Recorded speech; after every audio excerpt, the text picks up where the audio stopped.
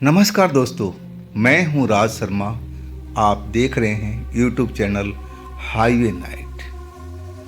ये जो कहानी मैं आपको बताने जा रहा हूं, ये जो कहानी आपको पहले बताई थी पुरुषोत्तम की, उड़ीसा की, उसका दूसरा भाग है। और ये कहानी वास्तव में पुरुषोत्तम के साथ में घटी सच्ची घटना है।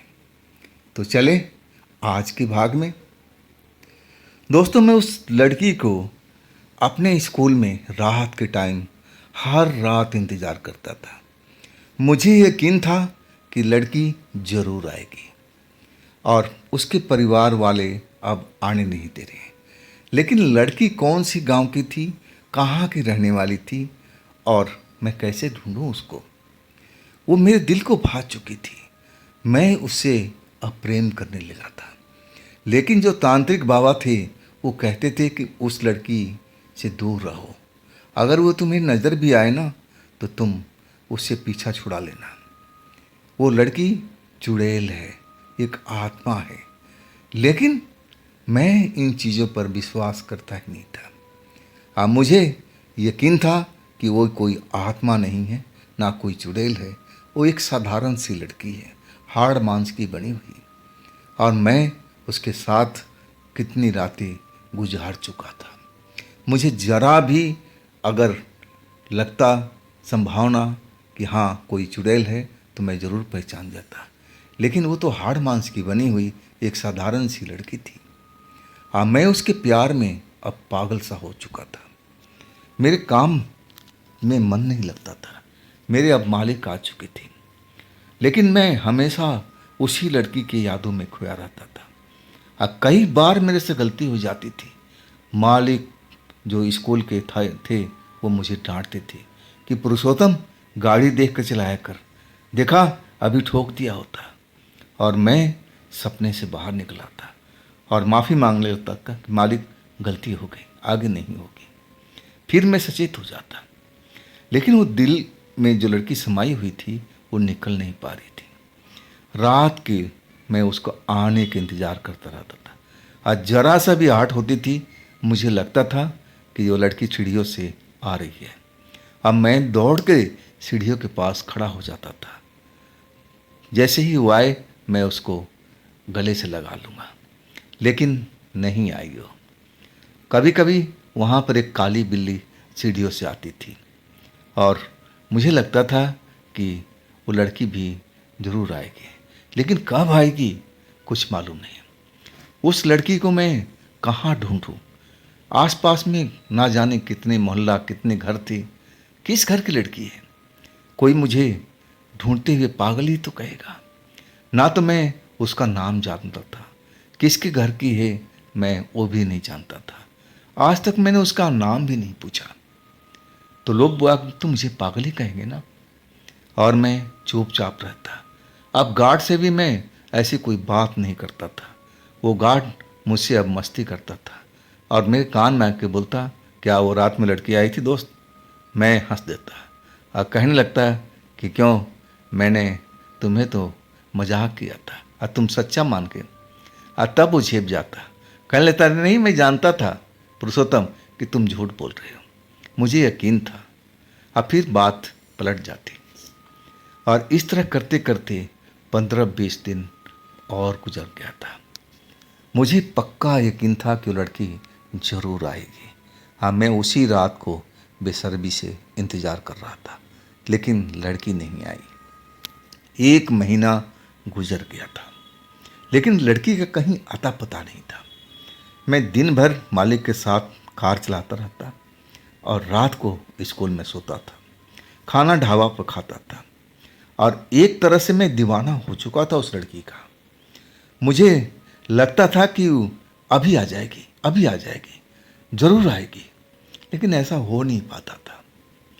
और एक रात जब स्कूल में मैं सो रहा था, मुझे बेचैनी, घबराहट सी होने लगी थी। मुझे लगा कि थोड़ा बाहर घूम के आना चाहिए रोड पर, ताकि मैं फ्रेश हवा लूं और मेरा मन बहल भी जाए। मुझे इस जगह पर घुटन सी हो रही थी, ना जाने क्यों मुझे ऐसा लग रहा था। और आखिरकार मैं गेट खोल करके सड़क पर आ गया और बिना मन के आगे की तरफ बढ़ने लगा। मैं बढ़ते बढ़ते लगभग 1.5 किलोमीटर दूर अब उस स्कूल से आगे आ चुका था और रात के लगभग 12:30 बज रहे थे। और तभी मुझे लगा कि मेरे पीछे कोई आ रहा है और जैसे ही पलट कर देखा ना, तो मैं तो देखता ही रह गया। वही लड़की, मेरी सहेली, मेरे पीछे पीछे आ रही थी और वो दौड़ के मेरे सीने से लिपट गई। मुझे ऐसा लगा कि मैंने तो जन्नत ही पा लिया और मैं रोने लगा, पूछने लगा कि तुम इतने दिनों से कहाँ थी भाई? मैं तो तुम्हारा बिना पागल हो चुका हूँ। और तब वो लड़की कहने लगी कि आओ हम उस जगह पर बैठते हैं, अब बैठ के बात करेंगे। रोड के किनारे पर एक जगह थी साफ सुथरा, हम वहाँ पर बैठ गए थे। वैसे भी वो रोड रात के टाइम में सुनसान रहता था, उस पर कोई आता जाता नहीं था और हम दोनों बैठ कर के बातें करने लगे। मैं पूछने लगा कि तुम इतने दिनों से इतनी रातों में कहाँ थी भाई? तुम्हारे माँ बाप ने रोक लिया था क्या? और तब वो रोने लगी थी और कहने लगी माँ बाप ने नहीं, कोई और बात है, फिर मैं तुम्हें कभी बताऊंगी। मैं देखो लड़की जाता हूँ, अब हमेशा तो आपके पास नहीं आ सकती ना, समाज का डर भी तो है ना, मुझे छिप छिपा कर के आपके पास में आना पड़ता है और आप समझ सकते हो लड़की के साथ में कितनी परेशानी होती है। मुझे लगने लगा कि ज़रूर ये झूठ बोल रही है, ज़रूर इसके परिवार वालों ने इस पर बंदिश लगा रखी है। और मैं गुस्सा होने लगा, मैं कहने लगा कि देखो तुम मुझे अपने परिवार वाले के पास ले चलो और मैं उनसे तुम्हें मांग लूँगा, मैं तुमसे शादी रचाऊँगा। अगर वो मान गए और नहीं माने तो मैं ज़बरदस्ती लेके जाऊँगा। मैं पूरे जोश में था, लेकिन लड़की मुझे मना करने लगी और कहने लगी इतनी जोश की ज़रूरत नहीं है, सब कुछ आराम से शांति से हो जाएगा, धैर्य रखो, सब वक्त पर अपने आप सही होता जाएगा। अब फिर मुझे चुपड़ी चपड़ी बात में फंसा करके एक जगह पर ले गई जहाँ पर हम रात पूरी उस लड़की के साथ गुजारे। और जैसे ही सुबह का 3 बजा, वो लड़की कहने लगी मुझे अब घर जाना चाहिए और तुम भी अब जा कर के स्कूल में आराम कर लो। मैंने कहा कि तुम स्कूल में क्यों नहीं आ रही हो? और तब वो कोई बहाना करने लगी, नहीं मैं अब स्कूल में नहीं आऊँगी, अगर मुझसे मिलना है तो तुम इसी जगह पर आना होगा, मैं उस स्कूल में नहीं जाऊँगी। और वो लड़की अब अपने घर की तरफ, जहाँ उसका घर था, अब जाने लगी। मैं भी उसके पीछे पीछे चलता रहा। आज जब स्कूल के एरिया आया तो रास्ता अपना बदल लिया था। अब मैं समझ गया कि उसका घर उसी साइड में होगा। मैं अब बहुत खुश था। मैं सुबह 3 बजे अब अपने बिस्तर पर आकर के गिरा और इसके बाद जब गार्ड मुझे जगाने लगा, आवाज़ देने लगा कि अरे भाई चाबी तो दे दो, सोते रहोगे। जब तेज़ तेज़ आवाज़ मुझे सुनाई दी और तब मैं जागा और मैं जान गया कि गार्ड आ गया है, अब बच्चे भी आएंगे, स्कूल के टीचर भी आएंगे। अब मैं जल्दी से बिस्तर समेटा और चाबी लेके दौड़ता हुआ गेट पर पहुंच गया। बिस्तर जहां रखता था मैं रखा, चाबी गार्ड को संभाल दिया कि भाई अब जिम्मेवारी आपकी। और इसके बाद मैं अब नहा धो करके हो, क्योंकि स्कूल ही तो मेरा घर था, अब इस बच्चे आने से पहले मैं बिल्कुल फ्रेश हो जाता था। अब फिर गाड़ी लेकर के मालिक के घर पर चला जाता था। मैं बेहद खुश था। इस तरह हमारी अब दिनें रात चलने लगी। मैं रात के टाइम 12 बजे के बाद मैं उसी जगह पर पहुंच जाता जहां पर हम रात गुजारते थे। एक खुला हुआ जगह था, खेतों भरा इलाका था और हम अब उस जगह पर हर रात को मिलने लगे थे। और लड़की भी खुश, मैं भी खुश, बहुत सारी बात करते थे। अब मैं उस लड़की को कहता था कि देखो हमें अब शादी कर लेना चाहिए। तब वो लड़की कोई ना कोई बहाना टाल देती कि अभी नहीं, अभी नहीं, जैसा चल रहा है हम चलने देते हैं। मैं उससे उसका नाम पूछती, उसके पिता का नाम पूछता तो वो टाल जाती। कहने लगी नाम में क्या रखा है? नाम तो मैं कई बता दूंगी, क्या तुम मुझ पर विश्वास कर लोगे? नहीं ना? वक्त आने दो, इसके बाद मैं अपना सच्चा नाम भी बताऊंगी और अपना घर भी दिखाऊंगी। तुम थोड़ा धैर्य रखो।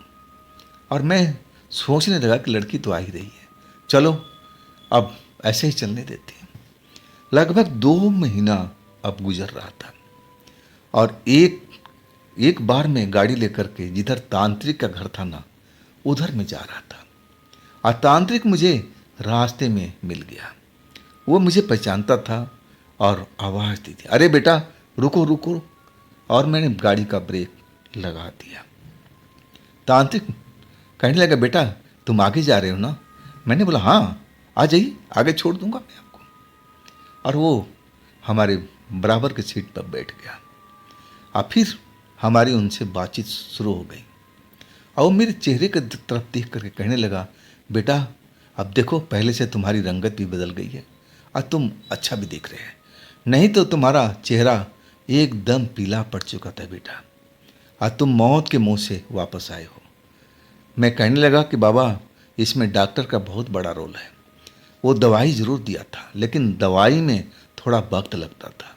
और तब वो तांत्रिक बाबा मुझ पर भड़क गया, कहने लगा, क्या कह रहे हो? डॉक्टर ने तुम्हें सही किया? मैंने बोला हाँ बाबा, मैं भूत प्रेत पर यकीन नहीं करता, मैं तो बस आ गया था, किसी ने बताया था कि ये भी उपाय कर लो, शायद ये भी उपाय काम आ जाए। मुझे आज भी भूत प्रेत पर यकीन नहीं है। वो लड़की आज भी मेरे रात को आती है मिलने के लिए। आप जैसे तांत्रिक का आंखें एकदम मोटी मोटी फैल गई थी और कहने लगा, गाड़ी रोको गाड़ी रोको। मैंने साइड में गाड़ी रोक ली कि बाबा इतना भड़क क्यों गए, बात क्या है? और मैं गाड़ी साइड में रोक करके बाबा की तरफ देखने लगा। बाबा बोले, क्या बोला, दोबारा बोलना। मैंने बोला, बाबा वो लड़की आज भी मेरे रात को हम मिलते हैं, स्कूल में मिलते हो? मैंने बोला नहीं, स्कूल में तू आती नहीं है, हम खेत के इलाके में मिलते हैं उस जगह पर। बाबा गुस्से से मेरी तरफ देख रहे थे और कहने लगे कि पुरुषोत्तम अब तुम्हारी जिंदगी बस थोड़े दिन की रह गई है, अब मैं तुम्हें बचा नहीं पाऊंगा। तुम तो अपनी हाथों से अपनी मौत लिख दिया है। मैं तुम्हें मना किया था कि वो लड़की ना होकर के एक प्रेत है, सही मायने में वो चुड़ैल है, और तुम यकीन ही नहीं करते हो। मैं बाबा के बात सुन रहा था लेकिन मुझे बाबा की बात में कोई इंटरेस्ट नहीं था। अब मैं कहने लगा, बाबा वो लड़की एक साधारण लड़की है, उसका भी एक भरा पूरा परिवार है और हम कुछ दिन के बाद हम उसे शादी करने वाले हैं। बाबा एकदम भड़कते जा रहे थे और कह रहे थे, पुरुषोत्तम तेरे पास थोड़ा वक्त है तो मेरी बात सुन ले, मजाक में मत उड़ा। और सुन, मैं तुझसे कह रहा हूँ आखिरी बार कि तू अभी भी मान जा बेटे, ये लड़की तुझे मार देगी और तुझे पल पल मौत के मुंह की तरफ ले की जा रही है। लेकिन मैं बाबा से कहने लगा, बाबा आप मेरी चिंता ना ही करो तो बेहतर है। देखो मैं पहले से हष्ट पुष्ट हूँ, कुछ लग रहा है कि मुझे कोई बीमारी है, नहीं है ना? मैं ठीक हूँ और उस लड़की से मैं हर रात मिलता हूँ, आज भी मिलूँगा। और वो लड़की कोई प्रेत नहीं है, ना कोई आत्मा है, ना कोई चुड़ैल है, साधारण लड़की है जिसे मैं बहुत दिलो जानत से प्यार करता हूँ। और इसके बाद बाबा भड़क गए थे और कहने लगे, मुझे अब उतर ही जाना चाहिए, तुम्हारे साथ मुझे नहीं जाना। मैं बोला आपकी मर्जी। और वो कार से उतर गए थे। मैं बाबा की इस हरकत पर मन ही मन हंस रहा था कि बाबा मुझे बेवकूफ़ बना रहे थे और कह रहे थे कि वो मुझे मार देगी। अगर उसको मारना होता तो मुझे कभी का मारने नहीं देती, इतना दिन इंतज़ार कराती। हम तो प्रेम करते हैं दूसरे से, और वो कोई चुड़ैल थोड़ी है, वो तो जीती जाती लड़की है। और फिर रात के वक़्त हम फिर जाके वहाँ मिले। लेकिन मैं जब गया ना तो उसके चेहरे पर थोड़ा परेशानी वाला भाव था। जब वो मुझसे मिली और कहने लगी, तुम उस तांत्रिक से मिले थे? मैं चौंक गया। मैंने बोला हाँ, वो तो रास्ते में मिल गया था, आज के बाद तुम मुझसे नहीं मिलोगे। मैंने बोला कि मैं मिलता कहाँ हूँ, वो तो रास्ते में मिल गया। और सुनो, वो तुम्हें आज भी कहता है कि तुम चुड़ैल हो। मैं हंसते हुए कहा। और वो लड़की गुस्से में हो गई और मेरी तरफ देख के कहने लगी, मैं तुम्हें कहीं चुड़ैल लगती हूँ? देखो, मैं कहने लगा, अरे बाबा नाराज मत हो, मैं उसकी बात थोड़ी मानता हूँ, वो तो पागल है, ऐसी बहकी बहकी बात करता है। मुझे तो तुम पर यकीन है और मैं तुमसे दिलो जान से जो प्यार करता हूँ। और तब जाकर लड़की का गुस्सा ठंडा हुआ और इस तरह करते करते और 15 दिन गुजर गया था। मैं स्वस्थ भी था, हष्टपुष्ट भी था, मालिक का काम भी कर रहा था और रात को अपनी प्रेमिका से मिलता भी था। और अभी तक मेरी प्रेमिका ने अपना नाम तक नहीं बताया था और किस घर की है, किस गांव की है, वो भी नहीं बताया था। बस हमारा किस्सा यूं ही चलता जा रहा था। लेकिन जब एक रात जब मैं वहाँ पहुँचा तो मैं देखा लड़की है ही नहीं। इंतज़ार करता रहा कि चलो परिवार वाले जाग गए होंगे इसलिए लड़की आई नहीं, मुझे इंतज़ार कर लेना चाहिए। आखिरकार सुबह के 3 बज गए लेकिन लड़की नहीं आई। और तब मुझे लगा कि ज़रूर उसके परिवार वाले ने रोक दिया होगा। अब फिर मैं स्कूल में आ गया था। अगली रात फिर गया लेकिन लड़की फिर गायब, आ ही नहीं रही थी। लगभग अब 10 रोज हो चुका था। हर रोज में जा कर के 12 बजे से लेकर के और सुबह के 3 बजे तक वहीं पर जहाँ हम मिला करते थे उसी जगह पर मैं इंतज़ार करता, लेकिन वो लड़की नज़र नहीं आ रही थी। मुझे लगा कि उसके परिवार वाले ने जान गए और उसको रोक दिया है। अब मुझे ढूंढना पड़ेगा, अब उसको पता, हमें जानकारी लेना पड़ेगा, आखिर वो लड़की किस घर की है, कहाँ रहती है। और मैं दिन के टाइम जब भी फुर्सत होता मैं गली गली में चक्कर लगाने लगा था कि कहीं पर वो लड़की तो नज़र आए। मैं पूरा 4-5 दिन के अंदर में पूरा इलाका छान मारा था। जिधर भी कोई लड़की देखता ना, जहाँ 2-3 लड़कियाँ बैठी हैं, मैं जल्दी से चला जाता, लेकिन वो लड़की नहीं थी। और मैं तो किसी से पूछ भी नहीं सकता था ना, लोग बाग मुझ पर शक करेंगे। अब मैं चुपचाप पूरे एरिया को छान मारा था, लेकिन लड़की आसपास के कॉलोनी में कहीं पर भी नज़र नहीं आई। अब मुझे पक्का यकीन था कि लड़की अपने घर में ही है, उसके परिवार वालों ने उस पर बंदिश लगा रखा है और वो लड़की मुझे ज़रूर मिलेगी। लेकिन अब महीना दिन बीत चुका था। हर रोज़ मैं उस जगह पर जाता और 12 बजे से लेकर के सुबह 3 बजे तक इंतज़ार करते करते अब फिर मैं अपने स्कूल में आ जाता। हद हो गई थी और मैं अपना बात किससे शेयर करूं? अब गार्ड से भी तो मैं कुछ नहीं बताता था। गार्ड हंसी मजाक जरूर करता था और मैं भी उसी की तरह हंसी मजाक करता रहता था, लेकिन अब की बार उस लड़की के बारे में उससे कुछ भी नहीं बताया था। आखिरकार मैं बहुत परेशान होने लगा।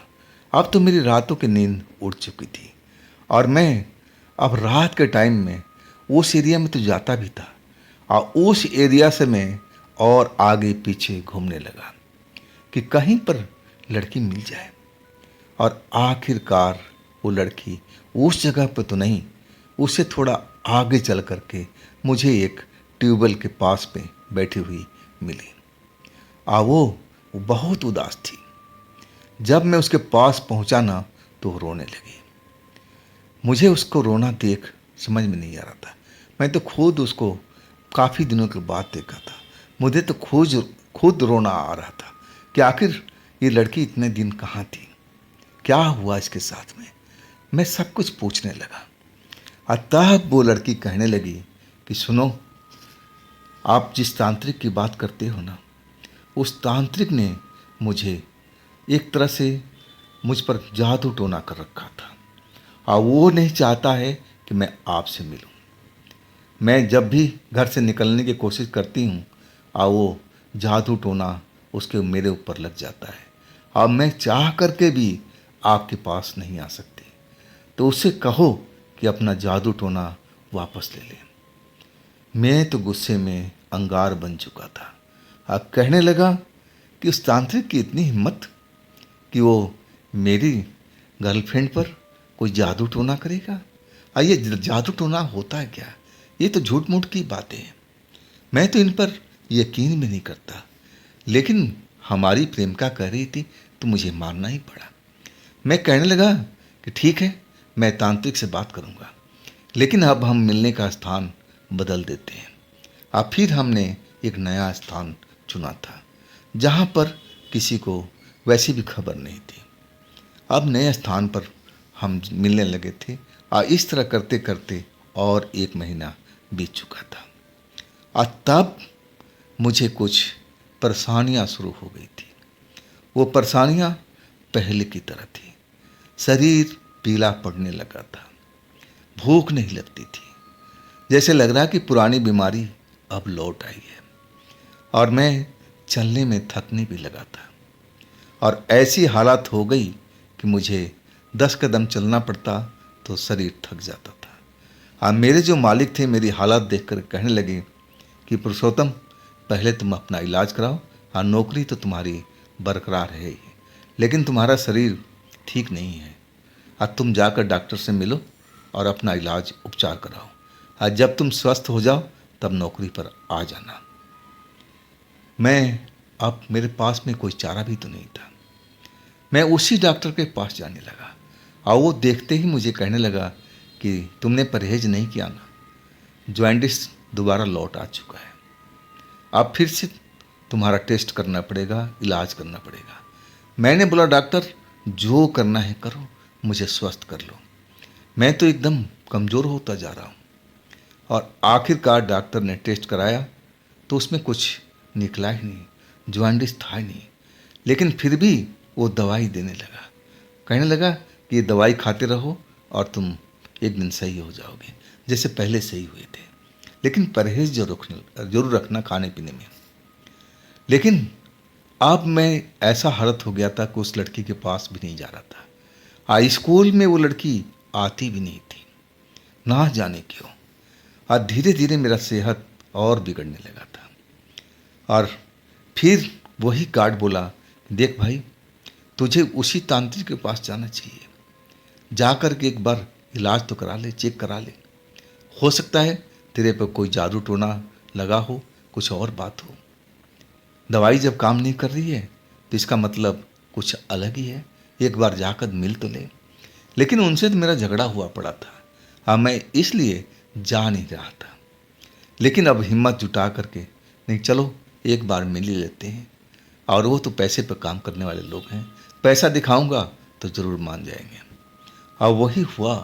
तांत्रिक के पास जब पहुंचा तो देख करके मुझे भड़क गए थे और कहने लगे, खबरदार, मेरे पास आने की जरूरत नहीं है, अब तुम मरने वाले हैं, देख लो अपनी शक्ल। मैं तुम्हें मना करता था ना कि बेटा उस लड़की का चक्कर छोड़ दो, लेकिन तुमने मेरी कहना नहीं माना। अब कुछ ही दिन के मेहमान हो, वो लड़की तुम्हारे शरीर से तुम्हारी आत्मा निकाल लेगी और फिर तुम आत्मा बन के भटकना उस लड़की के साथ में, हमेशा मज़ा आएगा। बहुत गुस्से में थे तांत्रिक। अब मैं कुछ समझ नहीं पा रहा था कि ये तांत्रिक बाबा क्या करे, आप आत्मा कैसे निकाल सकते कोई लड़की। मैं कहने लगा, बाबा अब मुझसे गलती तो हो गई है, आप मेरा उपचार कर दो, देखो मेरी हालत बहुत ख़राब हो गई। और तब बड़ी मिन्नतों के बाद वो माने थे और कहने लगे कि बेटा एक शर्त पर इलाज करूँगा, अगर तू मेरी कहना मानेगा तो। मैंने बोलने लगा कि हाँ बाबा, आप जो कहोगे मैं करूँगा। तब वो कहने लगे, देख बेटा, सही मायने में वो लड़की वास्तव में लड़की है नहीं, वो चुड़ैल है, एक आत्मा है और तू उससे झूठ मूठ के प्यार करती है। तेरे से प्यार नहीं करती, वो तेरी आत्मा को निकालना चाहती है ताकि उसका तू साथी बन करके उसकी एक तरह से हमेशा उसके साथ में रहे। तू समझ गया ना? मैं जानता था कि जो कह रहे हैं मैं उन पर विश्वास नहीं करता, लेकिन उस वक्त मुझे सब कुछ हाँ बोलना पड़ा। और इसके बाद बाबा ने मेरा इलाज शुरू कर दिया था और चमत्कार तो था ही। 10 दिन के बाद मैं बिल्कुल स्वस्थ होने लगा था। और बाबा मुझे जब भी उनके पास जाता और मुझे वही बात बोलते कि बेटा, गलती से भी अगर तुझे लड़की दिखाई दे तो उससे अपना मुंह मोड़ लेना, उससे बात करने की कोशिश मत न करना। लेकिन इस बार तूने कोई गलती की ना तो मैं बचा नहीं पाऊंगा। आगे तू जान और तेरा काम जान। अब मैं समझ गया था कि अरे बाबा तो ऐसे ही बोलते रहते हैं, कहीं जिंदा लड़की कोई चुड़ैल बन सकती है। और वो लड़की तो मुझसे बेहद प्यार करती है, वो भी तो तड़प रही होगी मेरे बिना जैसे मैं तड़प रहा हूँ। ये तो बीमारी है भाई, ज्वाइंटिस किसी को भी हो सकती है, मुझे हो गई, इसमें कौन सी बड़ी बात है। इसमें उस लड़की का रोल क्या है? अभी मैं उस लड़की को समझ नहीं पा रहा था कि वास्तव में वो एक आत्मा है और मेरा आत्मा को मेरे शरीर से निकालना चाहती थी। ये कहानी और भी थोड़ी लंबी है। इस कहानी को मैं अगले दिन लेके आऊँगा। इस कहानी में आपको बहुत इंटरेस्ट आएगा, तो थोड़ा इंतज़ार तो आपको ज़रूर करना पड़ेगा तीसरा पार्ट के लिए। और दोस्तों, ये भी चैनल आप ही का है, तो इसको भी अपना प्यार दीजिए ना, लाइक कीजिए, शेयर कीजिए अपने दोस्तों के पास में। और फिर हम मिलते हैं कल इसी कहानी के साथ में। आप लोग अपना ख्याल रखिएगा। नमस्कार।